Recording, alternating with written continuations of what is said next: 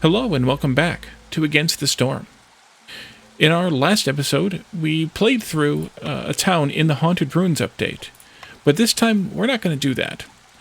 For the Mines update this time, we're going to just take a look at the patch notes and discuss a little bit, and then we're going to start a brand new series back without any Citadel upgrades, any deeds, anything added on to the game at all, with a brand new profile for the Steam release that's coming in a couple of days. So let's go ahead and take a look at the Mines update.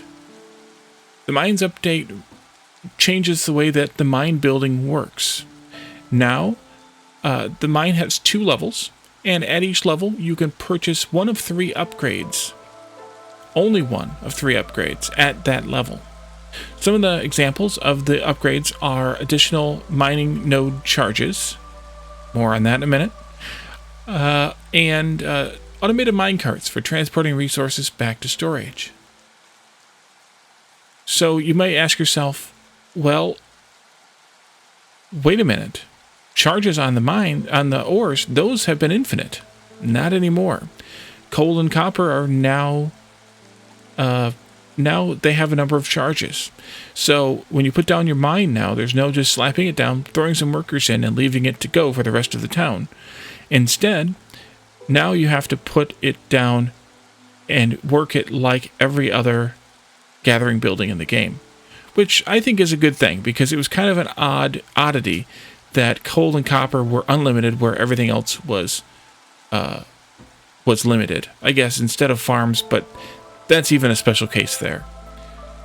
So this is the first step in one of the new items on their new roadmap for the next 6 months. And that step is Metal and Mining Branch Evolution. There's plenty more planned for this. This is not the whole thing, but they want us to see a little bit toward this, just like we've seen part of the Blightrot system rework, but not the whole thing. So you can also see, as you can see here, this roadmap in the game now, which is really nice to have, because you don't have to go hunting for it on the internet anymore. You can just come into the game and look for it, look at it. So, as I mentioned, we are going to be starting a new... That's not the right button. That's the right button. We're going to be starting a new series on based on the Steam release coming. So keep an eye out for that, starting tomorrow at the usual time. This video is releasing at an odd time, but the playthrough will start at the usual time, and we will do a few episodes of that before we bring back the rotation of different games.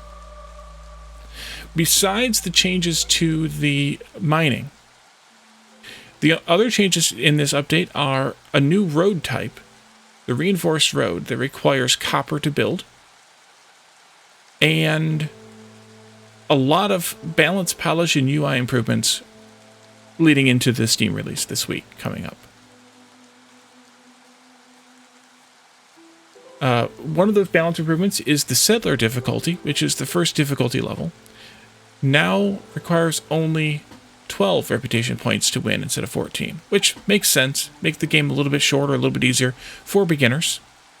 They're adding fertile soil back as a chance to starting glades, and they're also adding in some variety to the shape and style or whatever of the starting glades, like there used to be, which is good to see. I'm glad to see that. Let's see. They changed some of the values of copper. Copper ore deposits now drop clay instead of crystallized dew, which I thought they added the clay in the last update. I thought we looked at it, it was clay in the last update, but it doesn't matter. Let's see, one other thing that I wanted to highlight heavily, the trading value. The trading value is now shown correctly, whether it's the sale value or the purchase value. So it automatically puts in the trader's markup when you want to purchase something from a trader, which I did lament a little bit in that last mini-series, so it's good to see that coming back. You can also show all recipes in the recipes panel by clicking a checkbox. That's going to be really useful, because you might want to look at where you can find a recipe that you want, at what level you want it, and then kind of aim for that building. or at least look at what types of buildings make something you want so that you can watch for those and potentially, you know, re-roll or not re-roll depending on how you want to get those. They fixed the thing where when you click on a produced good in a recipe, it goes into product mode in the recipe panel, which was good.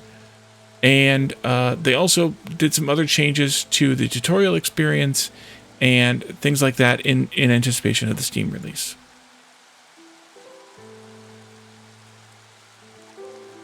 Finally, there's a whole host of bug fixes, which I'm not going to go through. And they redid a couple more icons. They replaced some crop models for farm crops so that we can more distinguish the difference between different planted crops. And they added the aforementioned, displayed here, roadmap in the game, here on the main menu. So I think that's kind of the end of the strong bits here. If there's anything in this update that I didn't highlight that you found interesting or you would like me to talk about, I will be sure, if you mention it in the comments, I will be sure to include a discussion about that in the new series. Thank you all for watching, and we will see you all tomorrow for the new series. Bye for now.